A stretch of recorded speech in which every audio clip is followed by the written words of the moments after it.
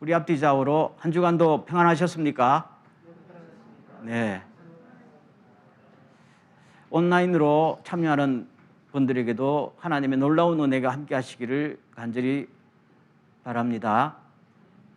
자, 오늘 성경 말씀 시편 23편입니다. 1절부터 6절까지 교독을 하겠습니다. 여호와는 나의 목자시니 내게 부족함이 없으리로다.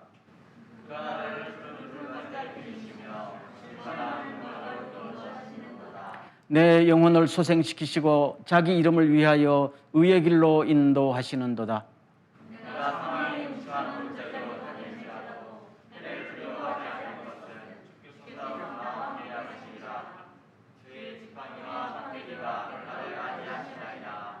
주께서 내 원수의 목전에서 내게 상을 차려주시고 기름을 내 머리에 부으셨으니 내 잔이 넘치나이다. 내 평생의 선하심과 인자하심이 반드시 나를 따르리니 내가 여호와의 집에 영원히 살리로다. 아멘. 1절로 돌아가겠습니다. 다 같이 한번 다시 할까요? 시작. 여호와는 나의 목자시니 내게 부족함이 없으리로다. 아멘. 외울 수 있어요? 시작. 여호와는 나의 목자시니 내게 부족함이 없으리로다. 어떤 느낌이 듭니까? 하나님이 나를 인도하시면은 나에게 아무 부족함이 없다는 걸 노래하잖아요. 제가 왜 물어요? 과연 그럴까요? 라고 묻는 거잖아요. 여러분, 이제까지 하나님이 여러분들을 인도하셨음을 믿습니까? 그런데 부족함이 없었어요? 많았잖아요. 그러면 설교를 하는 저는 부족함이 없을까요? 많아요. 근데 이 시편을 누가 지었죠? 다윗이 지었단 말입니다. 다윗은 분명히 말합니다. 하나님이 내 인도자가 되시니 나한테는 부족함이 없습니다. 이것은 그냥 부족함이 없습니다가 아니고 우리나라 말로 표현하면 전혀 없습니다. 1%도 없다는 이 강조가 담겨 있는 겁니다. 그러면 다시 한번 물어봅시다. 다윗, 당신은 정말로 진실만을 이야기합니까? 묻는다면은 이 자기 고백에 거짓이 들어갈까요? 아니죠. 이거는 진실을 노래하는 겁니다. 그렇다면은 우리가 다윗의 생애에서 정말로 주님을 따라가면서 부족함이 없었을 것 같아요? 다윗의 생애를 보세요. 있었을까요? 없었을까요? 시편의 대부분은 다윗이 지었죠. 그럼 그 시편의 내용이 뭐예요? 늘 감사합니다. 충만합니다. 이거예요? 아니잖아요. 저 원수들이 나를 죽이려고 하니까 나를 구해 주십시오. 못 견디겠습니다. 저 원수들을 좀 무찔러 주십시오. 괴로워서 못 살겠습니다. 주로 이것들이 계속 나온단 말이에요. 물론 군데군데 하나님께 감사하고 찬양하고 승리도 나오지만은 그러나 대부분은 괴로워 죽겠다는 이야기죠. 이게 시편이잖아요. 그런데도 불구하고 다윗은 정확하게 말합니다. 나는 부족함이 없습니다. 만족한다는 거잖아요. 이게 무슨 말일까요? 우리는 다윗의 입장에서 도대체 이게 무슨 뜻인가를 알아야만이 이걸 통해서 우리에게 말씀하시는 하나님의 메시지를 들을 수 있는 거잖아요. 그냥 이걸 우리가 액면적으로 다윗의 마음도 생각지 않고 하면은 다윗은 하나님의 축복을 많이 받아가지고 목동에서 왕이 될 때까지 성공한 사람이니까 가는 족족 발걸음마다 하나님의 축복과 은혜가 넘쳐서 원하는 걸 다 이루었더라. 아멘. 이렇게 되면은 의미가 전달되는 거예요. 아무것도 아니에요, 그건요. 그렇죠? 아마 꽤 많은 분들이 그렇게 오해를 하고 있어요. 그건 겉만 보는 거잖아요. 특별히 시라는 것은 그 속으로 첫째 그 시를 쓰신 성령님과 둘째 다윗과 우리가 시대를 뛰어넘는 공감대가 있을 때 메시지로 오는 거잖아요. 자, 보세요. 2절로 갑니다.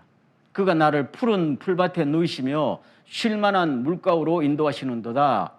예, 그렇게 인도하셨다는 겁니다. 그런데 세 번째 3절 보세요. 다 같이 시작. 내 영혼을 소생시키시고 자기 이름을 위하여 의의 길로 인도하시는도다. 여기 의의 길로 인도.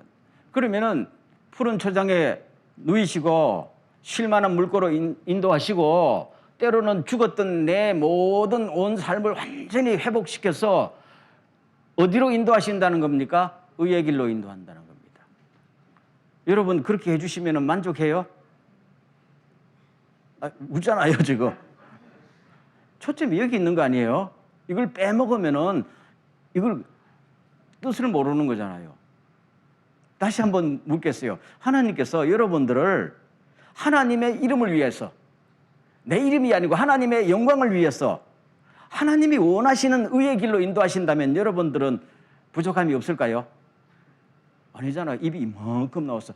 내가 이렇게 하려고 예수 믿었어? 이렇게 아니 예수 믿어서 내한테 좋은 게 뭐야? 나오잖아요. 근데 다윗은 그렇게 어려움 속에서도 만족한다잖아요. 왜요? 의의 길로 인도하시기 때문에. 그럼 불만이 없었겠어요? 얼마나 많았겠어요? 참고로 이 시는 언제 지었느냐라고 생각해 보면은 연구하는 사람들마다 의견이 다 달라요. 그러나 제 생각에는 다윗이 나이가 어느 정도 들었을 때 지은 시, 과거를 회상하면서 들었던 이 젊은 날에 이 시 짓기가 힘들어요. 아마 압살롬의 반역을 지나서 가만히 자기 인생을 바라보면서 전에는 몰랐는데 지금은 보니까 모든 것이 하나님의 은혜고 나를 나의 원하는 길이 아니라 내가 원하는 인생이 아니라 하나님이 나를 당신의 놀라운 일꾼으로 쓰시려고 주님이 원하시는 의의 길로 나를 인도하시고 몰아가셨.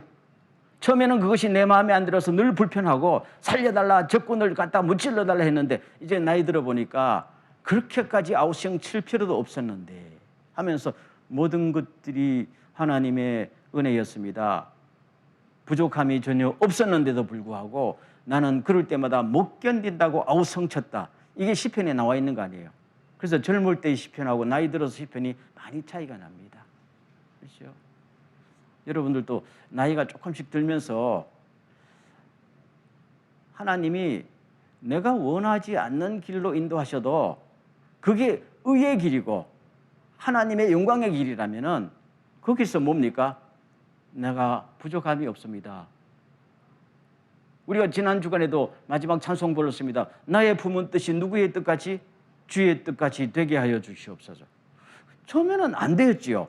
그러나 나중에 나이가 들어보니까 50 넘고 60 넘어 보니까 정말로 그랬군요. 그러면 더 바랄 것이 없잖아요. 내가 원하는 내 인생을 살았으면은 인생 실패였겠지요. 사실 사도 바울이 자기가 원하는 자기 인생 살려고 얼마나 노력했어요. 그랬지요. 판판이 실패해봤잖아요. 그 뜻을 담고 있는 것입니다. 자, 그 다음 보세요. 4절로 가보세요. 내가 사망의 음침한 골짜기로 다닐지라도 했잖아요. 사망의 음침한 골짜기를 안 다녔다는 거예요. 다녔다는 거예요. 평탄한 길이 아니었지요. 그렇지만 하나님께서 나를 어떻게 해요? 인도하셨다는 겁니다. 그 다음에 5절 보세요. 주께서 내 원수의 눈앞에서 내게 상을 차려주셨습니다. 이 사람이 누구 앞에 늘 노출되어 있었어요? 원수들 앞에서. 그러잖아요. 그럼 우리가 다윗의 일생을 보면 매일 원수들 앞에서 맨날 죽음에 고개를 한 거 아니에요? 그렇지만은 나중에 보니까 원수들 앞에서 하나님께서 나에게 잔치상을 베풀어 주시고, 야, 내가 너를 제일 사랑한다. 그렇게 간증거리가 되게 해주셨다. 그걸 다 묻고 있는 것이죠. 처음에는 알았을까요? 몰랐을까요? 몰랐다고요. 하나님 왜 내 인생을 밟고 디디 밟습니까? 하나님을 섬긴 대가가 이겁니까? 했는데 나중에 보니까 아니었다 하면서 내 원수의 앞에 잔치상을 베푸시고 기름을 내 머리에 바르셨으니 내 잔이 넘치나이다. 넘치나이다. 우리가요 신앙생활하면서 늘 잔이 넘치는 건 아니에요. 가끔 가다가 잔이 넘쳐요. 가끔 가다가 잔이 넘치다가 꽉 차면은 뭡니까? 문제가 생길 수 있어요. 다윗이요, 내 잔을 채워주세요, 채워주세요 하다가 하나님이 어느덧 채워줬지요. 그랬더니 부하들은 전쟁에 다 내보내고 자기는 오후에 늦잠 자고 싹 일어나 보니까 아랫집에 웬 여자가, 아름다운 여자가 뻘거벗고 목욕하더라고요. 잔이 찼는데 그 순간 어떻게 됐어요? 잔이 다 쏟아져 버렸잖아요. 이걸 경험한 다음에, 이 시가 적어도 그 사건을 경험한 다음에 쓰여졌다면은, 이때 말은 내게 잔이 넘치나이다, 이 잔은 하나님의 축복이 넘치나이다, 이 의미가 아니고 하나님의 은혜가 넘치나이다. 여러분, 우리가 모두 하나님의 은혜라는 것과 하나님께서 나에게 어떤 주시는 무슨 기도의 응답이라든가 내 인생의 성공이라든가 이것을 분리해야 돼요. 우리는 나도 모르게 동의어를 쓰잖아요. 은밀한 의미에서 은혜라는 것은 내가 사망의 음침한 골짜기로 다녀도 은혜를 받는 거지요. 돈은 못 벌어도 건강이 나빠도 하나님의 은혜가 떠나지 않는 것이죠. 오히려 그때 은혜가 풍성하지요. 그러면은 내 현실이 어려워도 하나님의 은혜는 뭡니까? 오히려 충만한 거잖아요. 그래서 마지막에 보면 내 잔이 넘치나이다, 이 말은 하나님이 내게 주신 모든 걸 볼 때 내가 그냥 인생의 최전성기에 왔습니다, 이 고백은 아니지요. 전체 흐름으로 보면은 어떤 상황에서라도 하나님의 은혜라는 것이 넘치니까 온통 부족한 것이 천지이지만은, 그러나 생각해 보면은 내 잔이 넘칩니다. 부족함이 없습니다. 이런 고백이란 말입니다. 이게 다윗의 고백이에요. 자, 그래서 마지막 고백이 뭐냐? 6절입니다. 다 같이 시작. 6절. 내 평생의 선하심과 인자하심이 반드시 나를 따르리니 내가 여호와의 집에 영원히 살리로다. 깨달은 게 뭡니까? 내가 얼마나 어려운 사망의 골짜기를 다녀도 하나님의 선하심과 하나님의 저 변함없는 사랑은 절대로 떨어지지 않더라. 그걸 깨달은 거예요. 전에는 뭔가 내한테 축복이 안 주어지면 하나님이 나를 사랑하지 않는가 보다, 은혜가 떠나는가 보다, 버림받았는가 보다 했는데, 이 사망의 음침한 골짜기와 원수들 앞에서 죽을 고비를 몇 번 넘기고 보니까 그 절박한 상황에서라도 하나님의 은혜와 선하심은 절대로 나를 떠나지 않았다는 겁니다. 하나님은 절대로 그 상황 속에서라도 하나님의 품에서 나를 놓지 않았다는 거잖아요. 아멘. 그래서 여기서 보면 반드시라는 강조점이 절대로 있을 수 없었다는 거예요. 그러면 이제 깨닫는 건 뭡니까? 그렇다면은 내가 이제 정신 차리고 하나님의 집에서 영원히 살 것입니다. 절대로 흔들리지 않고 딴 길로 가지 않고 하나님의 기대에 어긋나지도 않고 그냥 쭉 갈 겁니다. 앞으로 더 큰 고난이 와도 하나님의 은혜에 감사하면서 갈 겁니다 하는 이 고백과 결단이란 말입니다. 그냥 이것이 그냥 아멘 감사합니다 이게 아니고요. 그러므로 갈 겁니다. 그리고 한 걸음 더 만약에 품은 뜻을 생각한다면 나만 갈 것이 아니라 하나님께서 그럼에 불구하고 나에게 왕자리를 주셨다면 이 백성들과 함께 갈 것입니다 하는 이 고백이 결단이 담겨 있다 하는 것입니다. 아멘.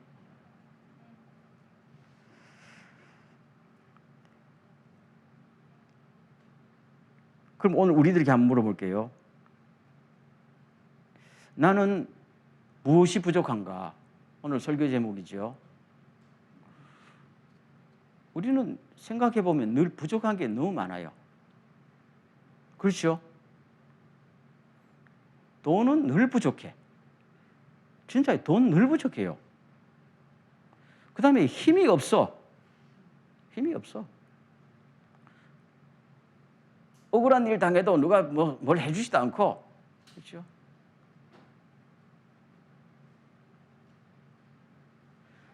그 다음에는 키도 몇 센치만 더 컸으면 좋겠는데 하는 생각도 좀 있고, 내가 조금 더 뭐가 좀 핸섬했으면 좋겠는데, 아름다웠으면 좋겠는데, 용모에 대한 거. 그렇죠?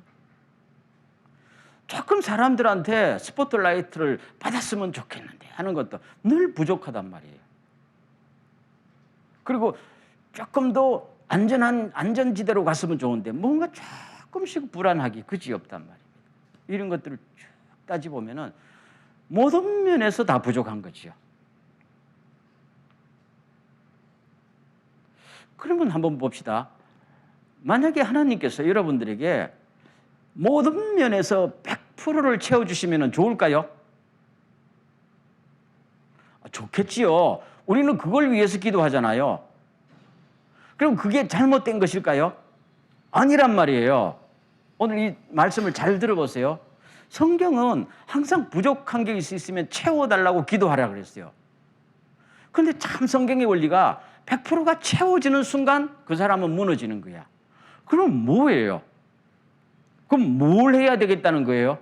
여기서 여러분들의 판단과 지혜가 요청되는 거 아니에요?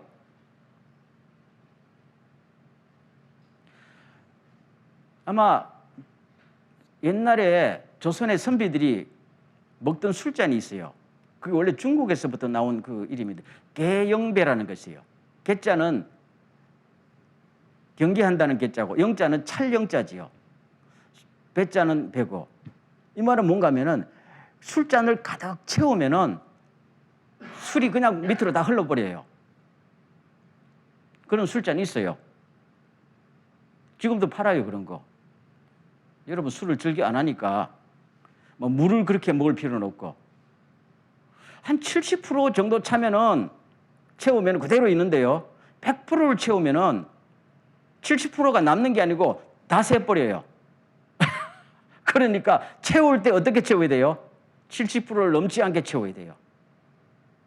71%가 되면은 나머지 70%까지 밑으로 다 새버려요. 옛날에 선비들이 이런 술잔을 즐겼어요. 왜요? 술 취하면은 취하면은 자기 인생이 망가지니까요. 그래서 항상 다 채우지 않는 이 비법을 알았던 것이죠. 다윗은 어떤 면에서 바세바의 난을 겪은 다음에 자기의 그 은혜를 주었어서 내 인생을 채우소서 젊을 때는 했는데 다 채우고 나니까 다 새버렸죠. 그 다음부터는 주님 내 인생을 채우소서라는 기도도 했겠지만은 그러나 자기가 알아서 어느 정도 차면은 70분의 선에서 딱 멈출 수 있는 지혜를 배웠다는 거예요. 그러면 성경에 다른 분들도 다 마찬가지죠. 사도 바울 보세요. 내가 부한데도 처할 줄 알고 가난한데도 처할 줄 알고 모든 환경에서 일체에 살아가는 비결을 배웠습니다. 그게 뭡니까? 스스로 만족하는 법을 배웠습니다. 스스로 만족이라는 건 뭡니까? 100% 채우지 않아도 어느 정도 딱 채우면은 자기는 스톱. 이것으로 하나님의 은혜가 내가 충분합니다. 이 선을 넘으면은 나는 넘어집니다. 하는 걸 아니까 그 다음부터는 하나님의 은혜가 70% 채워지면은 하나님께서 나한테 최고입니다. 라는 고백이 내게 뭡니까? 부족함이 없으리로다. 라고 하게 됩니다. 그렇죠? 오늘 그림을 하나 보여줄게요. 여러분들이 잘 아는 그림. 떴지요? 이 여자 누구예요? 모나리자. 누가 그랬어요? 예. 뭐 몰라도 되지만 뭐 레시가 그랬죠. 근데 미인이에요? 이 여자의 얼굴에 지금 화자가 있어요. 뭐가 문제예요? 이 여자 얼굴이에요? 그렇죠. 다 안 해요. 눈썹 없어요. 그런데도 모나리자 하고 외치잖아요. 두 번째, 이 남성들한테 여쭤볼게요. 이렇게 둥글둥글한 이 모양 요새 미인 아니잖아요. 갸름한 달걀형 아니잖아요. 그렇죠? 다 오늘 이 정도 얼굴 때문에 성형수술 해달라고 난리쳤을 거야. 안 그래요? 날씬한 것 같아요?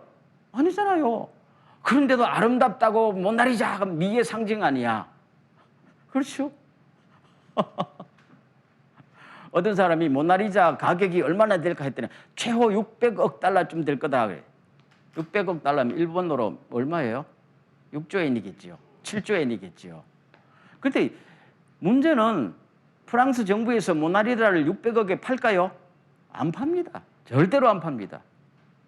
여러분 루브르 박물관에 가보면요, 세계 유명한 그림은 전부 다 이렇게 전시해 놓은데 모나리자만 단독방에 들어가 있습니다. 단독방에 그 특실에 들어가 있는 그림은 요거 하나밖에 없어요. 그 세계적인 모든 그림들은 다 같은 방에 이렇게 걸려 있단 말이에요. 특별방이에요. 상당히 커요. 얼마나 프랑스 정부가 이걸 특별히 대우하는지 알겠죠? 보세요. 눈썹도 없고 미인도 아니잖아요. 왜 사람들이 이 그림을 갖다가 그렇게 좋아할까요? 저는 뭐 잘 감각이 없는데, 아니 서양 사람들은 좋아했거든요. 왜 그랬을 것 같아요? 레시가 그랬어요? 아니 레시가 만든 작품이 한두 개예요?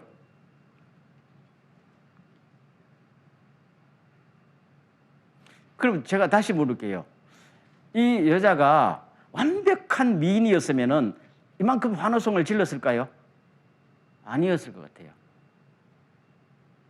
뭔가 모자라잖아요.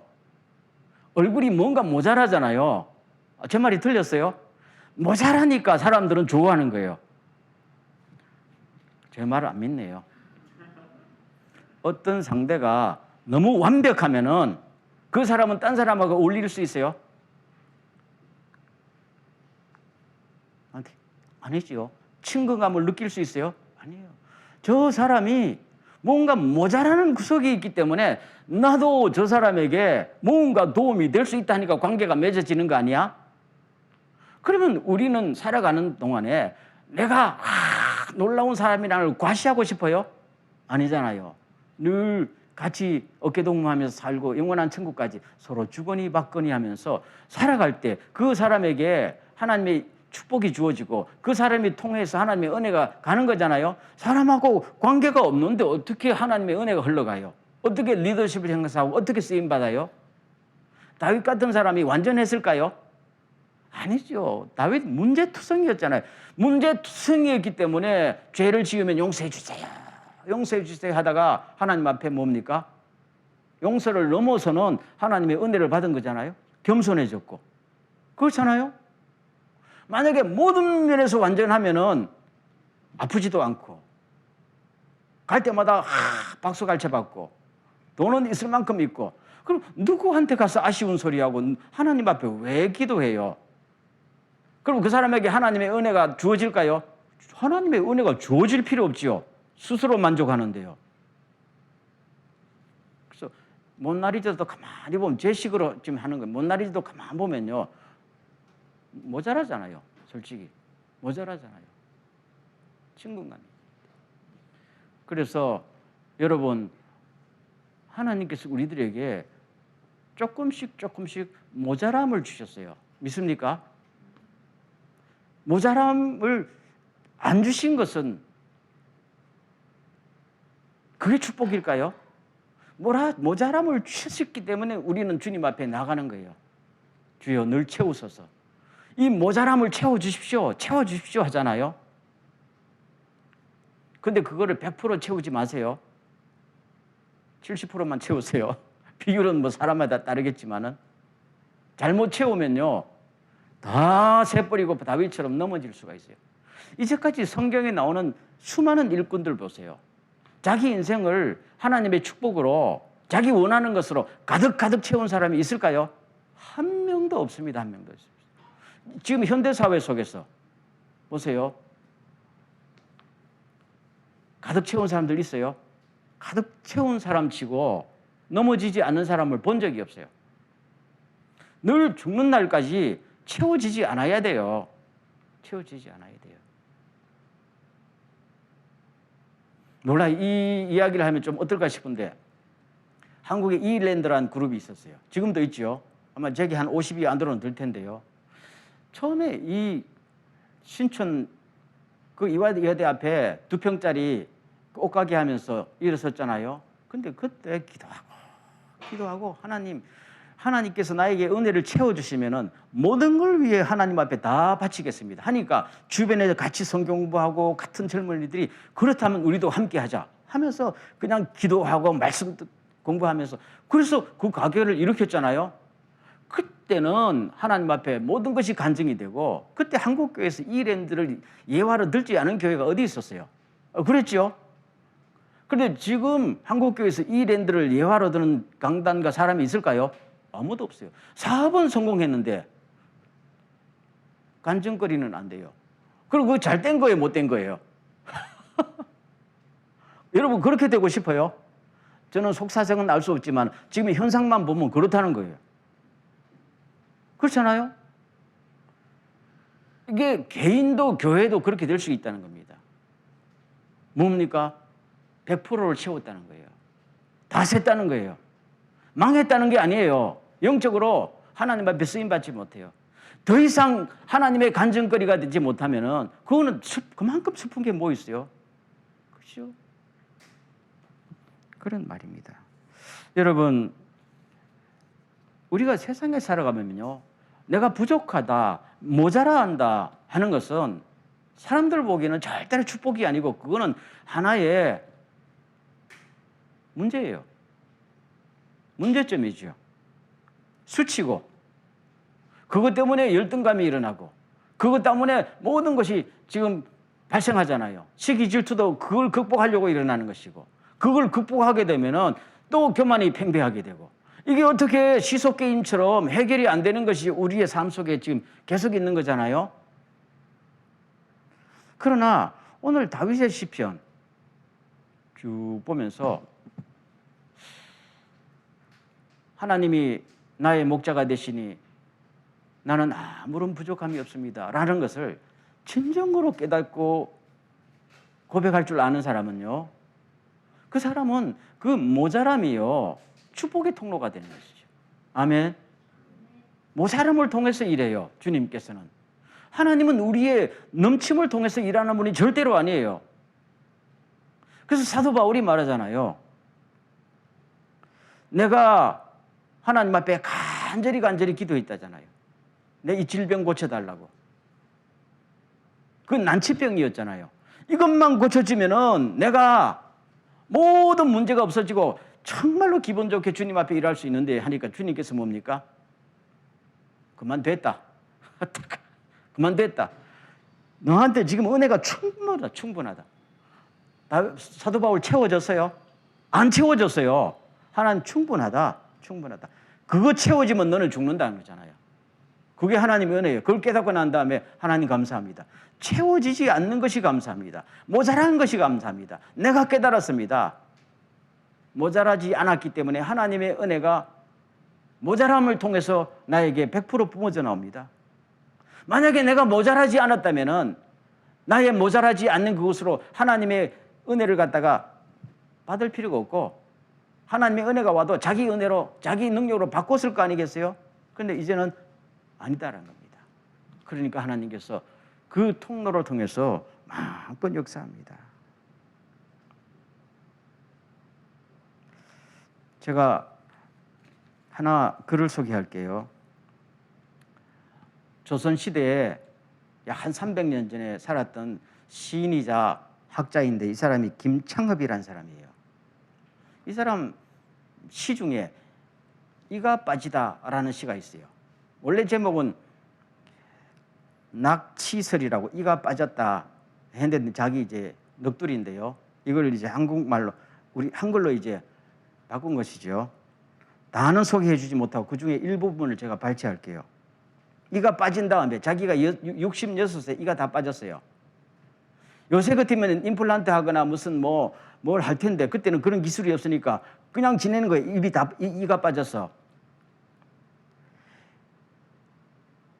이가 빠진 다음에 얼굴이 일그러지잖아요. 이가 빠지면 암 다 빠지니까. 그래서 얼굴이 일그러지니 오히려 고요함 속에 나아갈 수 있고 말이 헛나오니 오히려 침묵을 지킬 수 있다.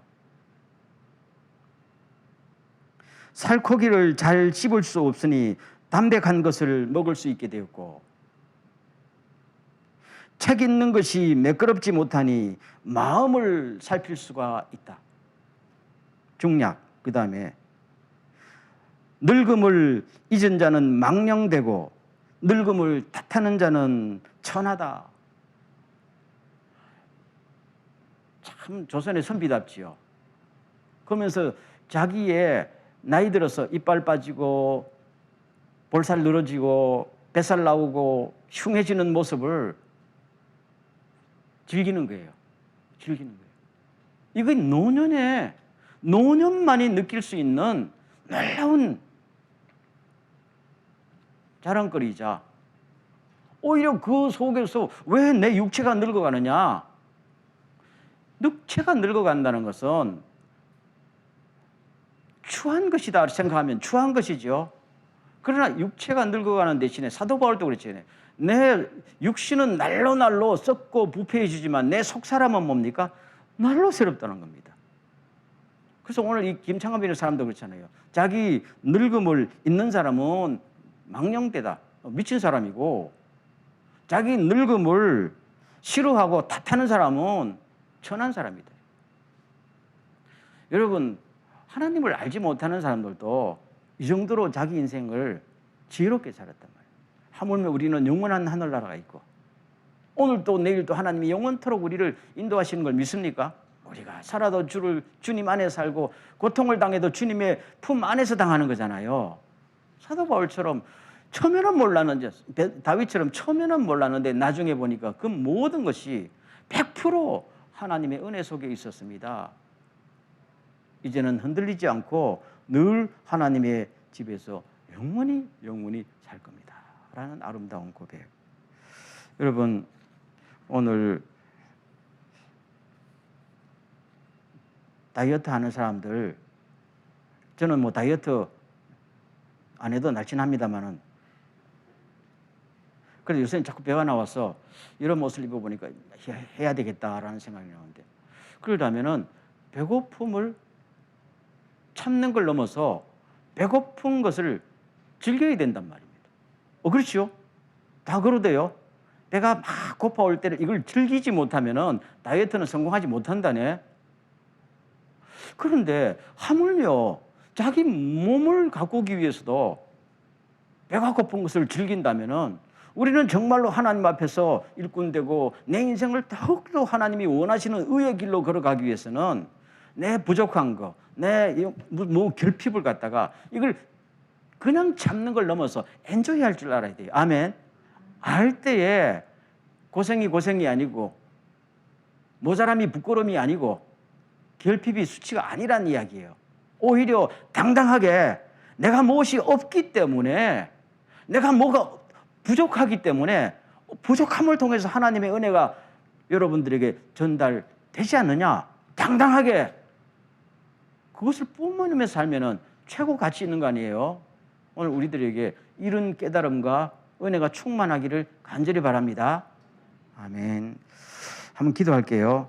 주님, 오늘 우리들에게도 늘 부족함을 주신 것을 오히려 깨닫고 즐길 수 있고, 또 채워짐을 간절히 구하되 그 채워짐이 나에게 또한 올무가 되지 않도록 인도하여 주시옵소서 라고 기도하시고, 이것이 내 개인적으로 교회적으로도 하나님의 풍족한 은혜 안에 가하면서 살아갈 수 있도록 은혜를 달라고 기도하기를 원합니다. 다 같이 한번 기도합니다.